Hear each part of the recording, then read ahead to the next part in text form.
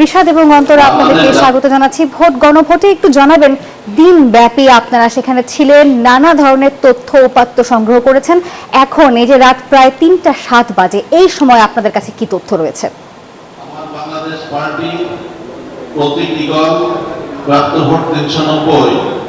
আসলে তিনটা পার হয়ে গেছে, কিন্তু এখনো পর্যন্ত নির্বাচনী কমিশনের পক্ষ থেকে খুব বেশি আসনের যে চূড়ান্ত ফলাফল সেটি আসলে দেওয়া হয়নি। এবং আমরা যেটি দেখতে পাচ্ছি যে এখন পর্যন্ত টাঙ্গাইল ৭ আসনের যে ফলাফল সেটি তারা নির্বাচন কমিশনের যে বোর্ড রয়েছে সেই বোর্ডে টাঙিয়ে দিয়েছে এবং সেখানে বিএনপি প্রার্থী আবুল কালাম আজাদ তিনি জয়লাভ করেছেন।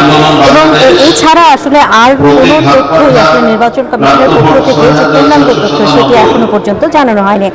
আর আমরা এরই মধ্যে দেখতে পেয়েছি যে মামুনুল হক ঢাকা ১৩ আসনের রিকশা প্রতীকে তিনি দাঁড়িয়েছিলেন ১১ দল থেকে। তো তিনি কিন্তু অভিযোগ করছেন যে তার যে কেন্দ্র রয়েছে, তার যে আসন রয়েছে সেই আসনে ভোটের ইঞ্জিনিয়ারিং হয়েছে এবং সেখানে ববি হাজ্জাজ বিএনপির প্রার্থী তাকে জয়ী করা হয়েছে এবং কোনো একটা কারসাজি হয়েছে, সেই অভিযোগ তিনি রিটার্নিং কর্মকর্তার অফিসে এসে জানিয়েছেন। আর কিছুক্ষণ আগে পর্যন্ত আমরা শুনতে পাচ্ছিলাম যে নাসির উদ্দিন পাটোয়ারি যিনি ঢাকা ৮ আসনে হয়েছেন, সেখানে মির্জা আব্বাস জিতেছেন। তো তারাও আসলে এই নির্বাচন কমিশনে আসবেন, যদিও তারা এখনো পর্যন্ত আসেননি। আর এনসিপির পক্ষ থেকে শফিক রিয়া তিনি এসেছেন, তারাও বলছেন ভোটের কার্যকরী হচ্ছে। নিশাদ, আপনার কাছে নিশ্চয়ই আরো অনেক তথ্য রয়েছে। আপনারা ঠিক যেমনটি জানাচ্ছিল নাফিসা এবং সোহাগ, আপনাদের দুজনকে একটু জানিয়ে রাখি যে একই সঙ্গে কিন্তু জেলা রিটার্নিং কর্মকর্তার কার্যালয় থেকেও কিন্তু আসলে অনেকগুলো তথ্য নির্বাচন কমিশন পর্যন্ত আসছে, যেগুলোকে এখন পর্যন্ত প্রাথমিকভাবে বেসরকারি ফলাফল বলা হচ্ছে। এবং সেখানে কিন্তু প্রায় ২১৬টা আসনের ফলাফল এরই মধ্যে এসে পৌঁছেছে আমাদের হাতে, যেখানে দেখা যাচ্ছে বিএনপি ১৬৫টা আসনে পেয়েছে। এবং যেহেতু আপনারা জানেন যে নিয়ম অনুযায়ী ১৫১টা আসন পেলেই কিন্তু একটি দল কিন্তু সরকার গঠন করতে পারবে। তো অর্থাৎ বিএনপি এখন পর্যন্ত বেসরকারি ফলাফলের ভিত্তিতে ১৬৫টা আসনে যেহেতু এগিয়ে রয়েছে, সেহেতু সে সরকার গঠনের দ্বার প্রান্তে রয়েছে। এবং অপরদিকে তার একেবারে নিকটতম প্রতিদ্বন্দ্বী দল ১১ দল ঐক্য জোট, তারা কিন্তু সর্বমোট ৫০টি আসন পেয়েছে, যেখানে এনসিপির 2টো আসন পাওয়া যাচ্ছে এরকম শোনা যাচ্ছে। এবং একই সঙ্গে সারা দেশে আমরা স্বতন্ত্র প্রার্থী, বিদ্রোহী প্রার্থী এরকম অনেকগুলো কথা নির্বাচনের আগে আমরা দেখেছিলাম, সেখান থেকেও কিন্তু একজন এসেছেন। এবং আমি যদি একটু হেভিওয়েট প্রার্থীদের নাম বলি আপনাকে, সেখানে দেখা যাচ্ছে তারেক রহমান আছেন বিএনপির চেয়ারম্যান, অন্যদিকে নাহিদ ইসলাম আছেন ঢাকা ১১ আসনের, এছাড়াও আছেন মির্জা আব্বাস ঢাকা ৮ আসনে। এবং নাসিরুদ্দিন পাটোয়ারি মির্জা আব্বাস খুবই একেবারে ব্যাপক প্রতিদ্বন্দ্বিতা হয়েছে, হাড্ডাহাড্ডি লড়াই যেটাকে বলা হয়। আক্তার আছেন এনসিপির, এবং একই সঙ্গে যদি খুব আলোচিত প্রার্থীর কথা বলি তাহলে রুমিন ফারহানা আছেন, এবং তারা কিন্তু আসলে জয় পেয়েছেন। এবং আমি আপনাকে যদি একটু বলি এই জয়ের জায়গাগুলো আসলে, যেমন গোপালগঞ্জের কথা যদি বলতে হয়, আসলে খুব গুরুত্বপূর্ণ জেলা হিসেবে বলতে হচ্ছে। গোপালগঞ্জে কিন্তু 4টি আসনেই কিন্তু বিএনপি সংখ্যাগরিষ্ঠতা পেয়েছে, এবং সেখানে বেসরকারিভাবে তাদের সেখানকার যারা বিএনপি ধানের শীর্ষ প্রার্থী আছেন তারা কিন্তু জয় পেয়েছে। এবং যদি আবার অপরদিকে চাঁপাইনবাবগঞ্জের কথা বলা হয়, চাঁপাইনবাবগঞ্জের কিন্তু 3টি আসনেই জামাতের প্রার্থীরা কিন্তু সেই জায়গা করে নিয়েছে। অপরদিকে বিএনপির ঘাঁটি যদি বলতে হয় তাহলে বলতে হচ্ছে বগুড়া কিন্তু সবগুলো আসনে আসলে বিএনপি জয়লাভ করেছে, এবং সেখানে তারেক রহমান নিজেও আছেন দলের চেয়ারম্যান।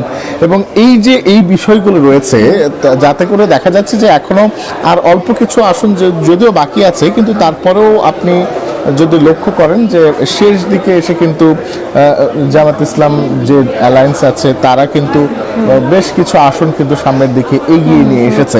এখন শেষ পর্যন্ত দেখার বিষয় যে আসলে বিএনপি 200+ আসলে তারা সংসদে আসন নিতে পারবে কিনা। আবার অপরদিকে জামাত ইসলাম আসলে আরো বেশি আসন বাড়িয়ে, আসলে যেহেতু একটা গণভোটের ব্যাপার রয়েছে, সেহেতু উচ্চকক্ষে পিআরের একটি বিষয় থাকতেও পারে সামনে, যদি আসলে গণভোটে হ্যাঁ ভোট জয়ী হয় সেক্ষেত্রে। তো এই বিষয়গুলো হয়তো দলগুলোর মাথায় থাকবে। অন্তরা, আপনার কাছে আসি একটু, আপনি এই পুরো ভোটের যে পর্যালোচনা, সেই পর্যালোচনা করেছেন, এবং আপনি দীর্ঘ সময় ধরে এই নির্বাচন কমিশনের সাথে আপনি কাজ করেছেন, বিশেষ করে সরকার গঠনের ক্ষেত্রে বা এই ঠিক তার পূর্ব মুহূর্তে গেজেট হবার আগ পর্যন্ত যে নির্বাচন কমিশনের যে আনুষ্ঠানিকতাগুলো থাকে, এই পরবর্তী আনুষ্ঠানিকতাগুলো আসলে কি আপনি কি বলবেন? দেখছেন যে যে ফলাফলগুলো আমাদের কাছে আগেই হাতে চলে আসছে, সেই ফলাফলও নির্বাচন কমিশন অনেক অনেক অনেক পরে এসে আসলে জানাচ্ছে। তার কারণ হচ্ছে তারা একবার যদি ফলাফল জানিয়ে দেয় তো সেখানে আর কাটাকাটি করতে রাজি নয়, যে কারণে তাদের ফলাফলের হিসাবটা দিতে আসলে বেশ সময় লাগে। কারণ এক দফা প্রিজাইডিং অফিসার তারা একটা হিসাব করবে, রিটার্নিং কর্মকর্তার কাছে বিভিন্ন কেন্দ্র থেকে এই ফলাফলগুলো আসবে, যোগ হবে, এবং সেই যে যোগ সেটি আসলে নির্বাচন কমিশনে যখন আসবে তখন তারা আবার যোগ করে যে কোথাও কোনো ভুল আছে কিনা, সেটি দেখে তারপরে আসলে তারা ফলাফলটি দেয়। সে কারণে আসলে তাদের ফলাফল দিতে অনেকটা সময় লেগে যায়। আর একটা গুরুত্বপূর্ণ তথ্য আপনাকে জানাতে চাই যে এরই মধ্যে কিন্তু 5টি আসনের 5 জন প্রার্থী রয়েছেন যাদের বিরুদ্ধে হাইকোর্টে রিট রয়েছে। এই যে যাদের বিরুদ্ধে হাইকোর্টে মামলা চলছে বা রিট রয়েছে, আপিল চলছে, তারা যদি নির্বাচিত হয়ে যান এবং তারপরে যদি দেখা যায় যে তিনি দোষী হয়েছেন, তিনি ঋণখেলাপি অথবা তিনি তার দ্বৈত নাগরিকত্ব রয়েছে, তখন কিন্তু তারা সংসদে যাওয়ার পরেও আর থাকতে পারবে না, তাদের সদস্য পদ সংসদে সেটা বাতিল হয়ে যাবে। তো এই বিষয়গুলো কারা করবে? সেটি করবে নির্বাচন কমিশন। অর্থাৎ নির্বাচন কমিশন একজন সংসদ সদস্যকে তার পার্লামেন্টের যে সিট সেটি আসলে কেড়ে নিতে পারে। তো এরকম বেশ অনেক প্রক্রিয়া আসলে রয়ে যাচ্ছে। যেমনটি আপনি বলছিলেন যে মামুনুল হক তিনি নির্বাচন কমিশনে এসেছিলেন কিছুক্ষণ আগে, এখনো হয়তো তিনি নির্বাচন কমিশন স্থলই ত্যাগ করেননি, এবং নাসিরউদ্দিন পাটোয়ারি তার আসবার কথা রয়েছে। এই যে ভোট জালিয়াতি, ইলেকশন ইঞ্জিনিয়ারিং এবং এই ধরনের অভিযোগ সরাসরি নির্বাচন কমিশনে আসলে জানাতে আসলে এই জিনিসগুলো আসলে সমাধান হতে আসলে কিরকম সময়ের প্রয়োজন হয়, এবং সেটাও কি আসলে দীর্ঘমেয়াদী প্রক্রিয়া কিনা? আসলে একটু দীর্ঘমেয়াদী প্রক্রিয়ায় তার কারণ হচ্ছে নির্বাচন কমিশন অভিযোগ শোনার পর সেটাকে তদন্ত করে, তার আলাদা তদন্ত কমিটি রয়েছে, সেই কমিটি তদন্ত করে তারপরে হিসেবটা করে যে যিনি অভিযোগ করলেন তিনি কি মানে অভিযোগ করলেন নাকি এই অভিযোগটা আসলে ভুল একটি অভিযোগ। তো সেই হিসেব নিকেশ করে তারপর সেই তদন্ত কমিটি নির্বাচন কমিশনকে যে রিপোর্ট দেয়, সেই রিপোর্ট অনুযায়ী তাদের যে আসলে শাস্তি পাওয়ার কথা সেই শাস্তি তারা দেয়।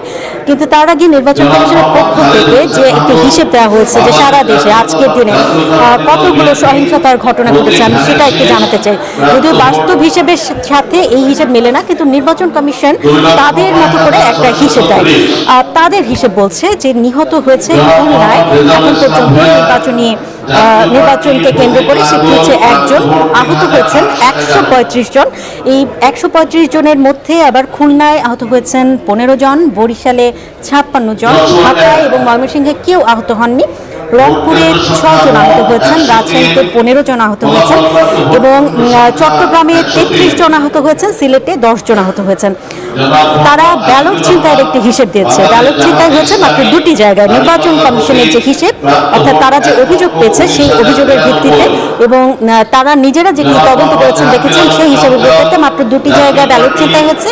একটি হচ্ছে খুলনা, আরেকটি হচ্ছে ময়মনসিংহ। আর অগ্নিসংযোগের ঘটনা ঘটেছে 3টি জায়গায়। তাদের হিসেব বলছে বরিশালে, রাজশাহীতে একটি ঘটনা ঘটেছে অগ্নিসংযোগের, আর চট্টগ্রামে 2টি ঘটনা ঘটেছে। আর ককটেল বিস্ফোরণ হয়েছে 4টি জায়গায়। নির্বাচন কমিশন বলছে বরিশালে একটি ককটেল বিস্ফোরণ হয়েছে একটি জায়গায় এবং ঢাকায় 3টি জায়গায় ককটেল বিস্ফোরণ হয়েছে। আর প্রতিপক্ষের সাথে যে সংঘর্ষ সেটা কিন্তু এখনো চলছে, কিন্তু নির্বাচন কমিশন যে হিসেবটা দিয়েছে সেই হিসেব অনুযায়ী সারা দেশে 29টি সংঘর্ষের ঘটনা ঘটেছে এবং এই 29টির মধ্যে বরিশাল এবং রাজশাহীতে 6টি করে সংঘর্ষের ঘটনা ঘটেছে। এটি হচ্ছে সর্বোচ্চ। খুলনায় 4টি, ঢাকায় 4টি, ময়মনসিংহে কোনো ধরনের সংঘর্ষের ঘটনা ঘটেনি, রংপুরে 3টি সংঘর্ষের ঘটনা ঘটেছে, চট্টগ্রামেও 3টি, সিলেটেও 3টি সংঘর্ষের ঘটনা ঘটেছে। আর শেষ যেটি জানাবো সেটি হচ্ছে জাল ভোট। নির্বাচন কমিশন বলছে 53টি জায়গায় জাল ভোট করেছে। সেগুলো কোথায়? তার মধ্যে সবচাইতে বেশি যে জাল ভোট করেছে সেটা হচ্ছে চট্টগ্রামে 30টি জায়গায় জাল ভোটের ঘটনা ঘটেছে। আর দ্বিতীয় যেটি সেটি হচ্ছে বরিশালে, সেখানে 6টি জায়গায় জাল ভোট হচ্ছে। খুলনায় 4টি জায়গায়, ঢাকায় 4টি জায়গায়, ময়মনসিংহে 5, রাজশাহীতে 1টি এবং সিলেটে 3টি জায়গায় জাল ভোটের ঘটনা ঘটেছে। আর রংপুরে কোনো ধরনের জাল ভোটের ঘটনা ঘটেনি। এই হচ্ছে নির্বাচন কমিশনের সার্বিক তথ্য। চট্টগ্রামের কথা বলা একটু বলতে হচ্ছে যে বিএনপির আরেকজন হেভিওয়েট প্রার্থী আমির খসরু মাহমুদ চৌধুরী তিনিও কিন্তু আসলে নির্বাচিত হয়েছেন এবং তিনিও সংসদ সদস্য নির্বাচিত হয়েছেন। ব্যাপক বিপুল ভোটের ব্যবধানে কিন্তু তিনি আসলে সেই জায়গায় জয়লাভ করেছেন। অপরদিকে ঠাকুরগাঁওতে জয়লাভ করেছেন দলের মহাসচিব মির্জা ফখরুল ইসলাম আলমগীর। এবং বিশেষ করে যেই সব প্রার্থীদের দিকে সবাই তাকিয়েছিল এর মধ্যে একজন খুব গুরুত্বপূর্ণ প্রার্থীর কথা বলতে হচ্ছে এনসিপির একজন প্রার্থী সার্জিস আলম। তিনি কিন্তু আসলে হেরে গেছেন পঞ্চগড় সেই আসনটিতে। এবং অন্যদিকে কিন্তু আমরা দেখতে পেয়েছি যে অন্যান্য যেসব প্রার্থীরা ছিলেন, যেমন বেশ কিছু স্বতন্ত্র প্রার্থীর কথা বলা হচ্ছিল এবং বিদ্রোহী প্রার্থীদের কথা বলা হচ্ছিল, তারা কিন্তু এখনো পর্যন্ত খুব একটা বেশি চমক দেখাতে পারেননি। শুধুমাত্র যদি রুমিন ফারহানার জায়গাটাকে আমরা আলাদা করি ব্রাহ্মণবাড়িয়া 2 আসনে। এবং এনসিপির আরেকজন প্রার্থীর কথা বলতে হচ্ছে এনসিপির আরেকজন প্রার্থী নরসিংদী 2 আসনের প্রার্থী সবার তুষার, তিনিও কিন্তু আসলে ভোটে খুব একটি সুবিধা করতে পারেননি এবং তিনি কিন্তু ভোটে 3য় অবস্থানে রয়েছেন। অর্থাৎ সেই জায়গায় বিএনপির যিনি প্রার্থী তিনি তো সেখানে পাশ করে গেছেন এবং বাকিদের অবস্থা এরকম। এবং আমি যদি আপনাকে একটু বলি যে যেহেতু এই ভোটের সঙ্গে গণভোটের একটি বিষয় রয়েছে এবং গণভোটটি খুব গুরুত্বপূর্ণ এবং এই সব কিছু মিলে এখন পর্যন্ত যতগুলো কেন্দ্র থেকে ফলাফল নির্বাচন কমিশনের কাছে এসেছে বেশিরভাগ গণভোটে কিন্তু আসলে হ্যাঁ জয়যুক্ত হয়েছে এবং এখন পর্যন্ত ভোটারের উপস্থিতি কিন্তু 60% বেশি বলা হয়েছে সারা দেশব্যাপী যে পরিমাণ ভোট পড়েছে। এর পাশাপাশি আমরা দেখতে পেয়েছি যে আসলে এখন পর্যন্ত যে পরিমাণ মানুষ আসলে ভোট কেন্দ্রে গিয়েছে এবং না ভোটের যে পরিমাণ সেটাও কিন্তু আসলে তুলনামূলক কম দেখা গিয়েছে। দেখা যাচ্ছে যে যতই আসলে বেলা গড়াতে থাকবে, অর্থাৎ সময় যত আসলে গড়াতে থাকবে ততই আসলে এই যে এই ভোটের যে বিষয়গুলো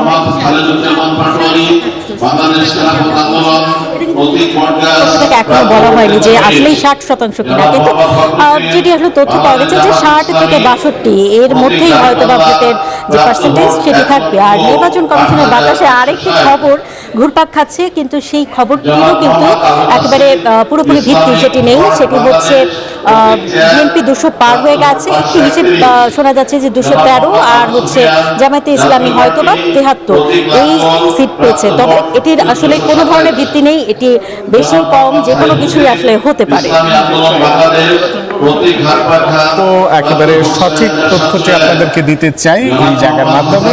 এবং এই মুহূর্তে আমরা এখন ফিরতে চাই স্টুডিওতে নাফিসা আর সোহাগ আপনাদের কাছে। সাদ এবং অন্তরা দুজনকে অসংখ্য ধন্যবাদ।